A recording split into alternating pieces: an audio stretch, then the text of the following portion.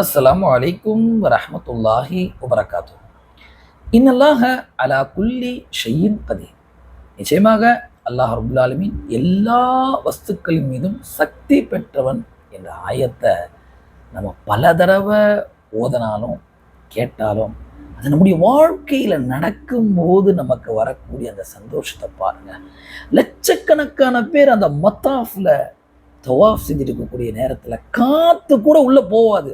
அந்த மாதிரி ஒரு நிலையில வயசான ஒண்ணுமே முடியாத காலு கூட எடுத்து வைக்க முடியாத என்னுடைய தாயாரை அழைச்சிட்டு உள்ள போனா சுப்ஹானல்லாஹ், இடம் எங்க தான் கிடைக்குது, எங்கதான் விசாலம் கிடைக்குதுன்னே தெரியல. மாஷா அல்லாஹ், 25 நிமிஷத்துல 7 ரவுண்டு அடிக்கக்கூடிய வாய்ப்பை அல்லாஹ் கொடுக்குறான்.